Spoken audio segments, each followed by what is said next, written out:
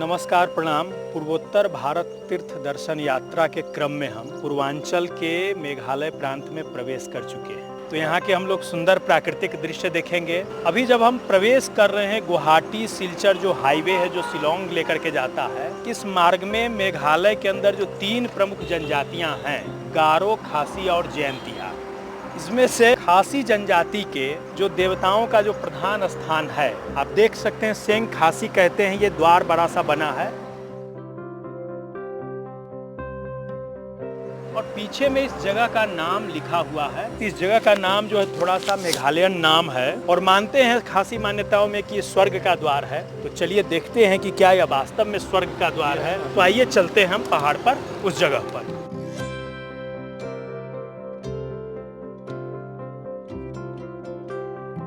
हम इस वक्त मेघालय के ये एक पवित्र पर्वत के ऊपर हैं। इसे महाराज जी हिंदी में क्या, माई पर्वत, माई पर्वत। और इसी का जो मेघालय की जो खासी जनजाति है उसके भाषा के अनुसार इसका जो नाम है लूम सोपेट बनयांग। और ये एक पर्वत है और इस पर्वत के शिखर पर एक सीढ़ी नुमा संरचना है। जैसा कि खासी मान्यताओं में है कि उनके पूर्वज जो है धरती पर स्वर्ग से इसी मार्ग से आते थे। तो अभी हम वहाँ भी जाएंगे। बीच में ये जो है श्री श्री ज्वाला माई मंदिर है। तो आइए पूज्य महाराज जी लोगों के साथ ये श्री श्री ज्वाला माई मंदिर का हम लोग दर्शन करते हैं और फिर आगे रास्ता पूछ करके उस स्थल तक चलने का प्रयास करेंगे।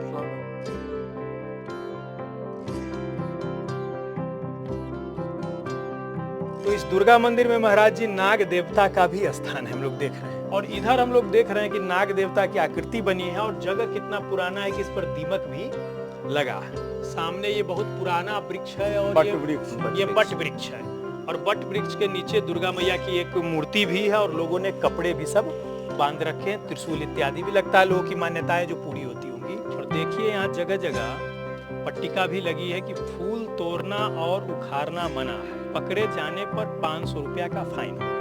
और देखिए कि यहाँ मतलब फूल जो चीज जैसे है बिल्कुल वैसे है। मतलब लोग कितने नियम को मानने वाले हैं, क्या व्यवस्थाओं के साथ चलने वाले हैं कि जहाँ पुजारी की स्थायी व्यवस्था नहीं है उसके बाद भी मंदिर प्रांगण साफ सुथरा है और जो फूल है, जो हरियाली है, सब बिल्कुल वैसे ही है। भारत के उत्तर पूर्व का एक प्रांत है मेघालय। नाम भी इसका बहुत सुंदर है, मेघों का आलय, अर्थात कि जो मेघों का घर है, मंदिर है, वो है मेघालय। और इस मेघालय की प्रकृति जितनी सुंदर है वैसी ही यहाँ की संस्कृति और वैसा ही यहाँ का समाज भी है। यहाँ पर 3 अलग अलग जातीय समूह के लोग निवास करते हैं। एक गारो, दूसरे जयंतिया और तीसरे खासी समुदाय के लोग। तो खासी समाज के मान्यताओं की बात करें तो खासी मान्यताओं में एक बहुत ही पवित्र तीर्थ स्थान है जिसका नाम है लोम सोफेट बनेंग। ये मेघालय की राजधानी शिलोंग से 25 किलोमीटर की दूरी पर है। एक बहुत ही सुंदर पर्वत है। हिंदी में इस पर्वत को माई पर्वत कहते हैं और मेघालय की खासी मान्यता और भाषा के अनुसार इसका नाम है लोम सोफेट बनेंग। लोम सोफेट बनेंग अपने आप में एक महत्वपूर्ण शब्द भी है। सोफेट का अर्थ बनता है नाभि और बनेंग का मतलब है स्वर्ग। तो स्वर्ग की नाभि इस पर्वत शिखर में अवस्थित है। खासी मान्यताओं के अनुसार ये वही जगह है जहाँ से मनुष्यता प्रारंभ हुई। ये वो जगह है जहाँ देवता नित्य धरती पर आते थे। यहाँ पर एक स्वर्णमय पुल सेतु हुआ करता था। ये वो सेतु था जो कहते हैं कि देवलोक और पृथ्वीलोक को जोड़ने का एक मार्ग था, एक माध्यम था। बात इस पर्वत के ऊंचाई की करें तो 1344 से लेकर के 1434 मीटर के करीब ये पर्वत ऊंचा है। कहते हैं कि मनुष्य जो है पहले देवलोक से धरती पर आए और ऐसे 16 परिवार थे। तो वो प्रतिदिन देवलोक से धरती लोक की इस मृत्यु भुवन की यात्रा करते थे। सुबह में वो देवलोक से आते थे और फिर संध्या को लौट जाते थे। तो समय के साथ कहते हैं कि एक बार ऐसे ही स्थिति आई कि 7 परिवार जो है वो धरती पर रह गए और 9 परिवार स्वर्गलोक लौट गए। और धरती और स्वर्ग को जोड़ने का यह स्थल तो अस्तित्व में रहा, परंतु यहाँ जो स्वर्ग की जो स्वर्णमयी सीढ़ी थी, स्वर्ग में बैठे देवता ने उस सीढ़ी को खींच ली। अब इसके पीछे 2-3 कहानी है। एक मान्यता है कि जो देवता नित्य धरती पर आते थे उनके अंदर अहंकार, लोभ, स्वार्थ इत्यादि ऐसे जो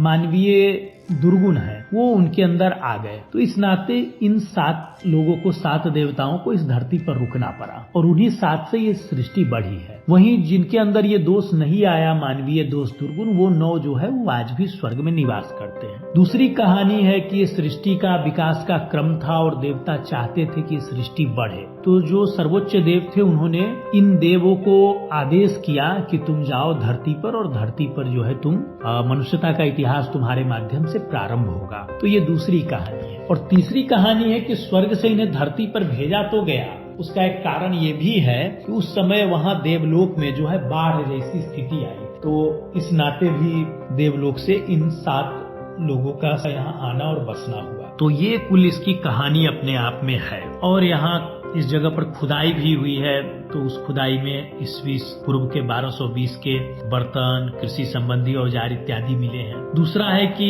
मेघालय में जबरदस्त क्रिश्चियनाइजेशन है।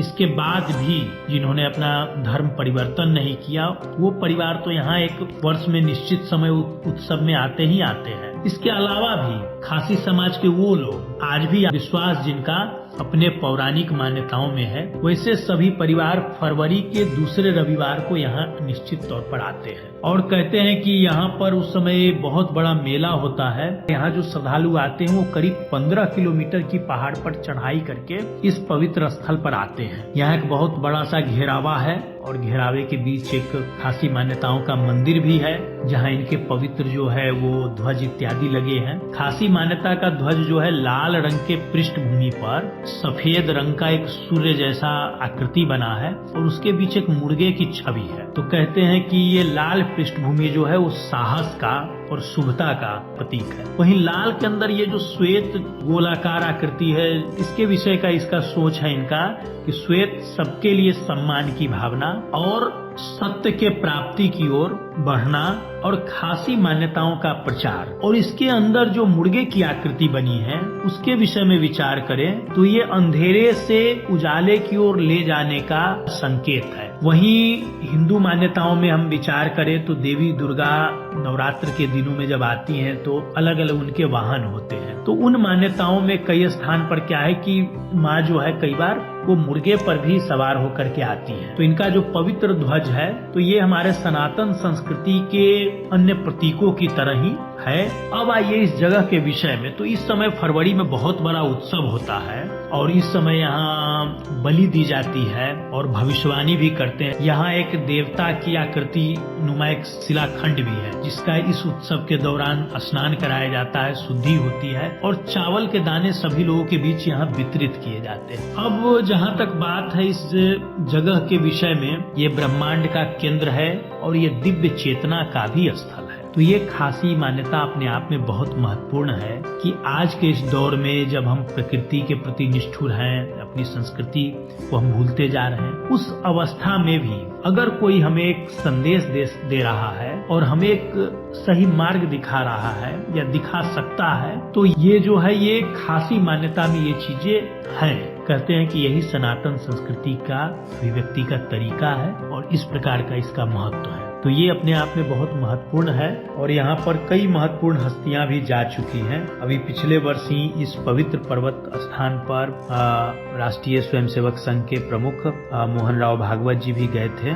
उन्होंने भी यहाँ पर दर्शन किया, पूजन करी और आज भी खासी मान्यताओं के पुजारी इत्यादि हैं जो अनुष्ठान वगैरह कराते हैं। ये जो स्वधर्म है इसका नियम खासी करके पवित्र अनुष्ठान होते हैं और संघ प्रमुख ने तब यहाँ पवित्र परिसर के भीतर एक पौधा भी लगाया था। तो ये वो उद्गम स्थल है और कुछ परिवार भी रहते हैं इस पर्वतमाला पर। उनमें एक नेपाली मूल के पहाड़ी ब्राह्मण मिले जो स्वयं तो शारीरिक तौर पर विकलांग है, लेकिन दूर दूर से लोग उनसे मिलने आते हैं अपनी साधना और इस पर्वत की शक्तियों को जिसकी वो अनुभूति करते हैं। तो इसके नाते वो बहुत सारे लोगों के लिए उनके कष्ट निवारण का भी एक बाबाजी माध्यम है। जो आते हैं वो निराश होकर के नहीं जाते हैं। कई लोग मानसिक शारीरिक व्याधि लेकर के, कई लोग अपनी पारिवारिक परेशानियों को लेकर के भी आते हैं। तो ये थी यहाँ की कहानी। बहुत सुंदर जगह है। आपको जब भी मौका मिले तो सड़कें बहुत अच्छी है, आप यहाँ आ सकते हैं। एक चीज का ध्यान रखना है कि यहाँ की यात्रा दिन में ही करें,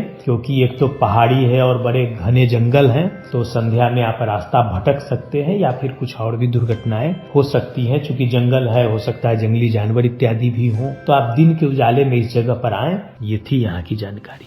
तो जैसा कि अभी सेंग खासियों का ये जो पवित्र स्थल है, जो स्वर्ग का द्वार है, हम लोगों ने परिसर को बाहर से देखा और सब कहानी वहाँ की चर्चा की। यहाँ कोई कमेटी के लोग हम लोग को नहीं मिले।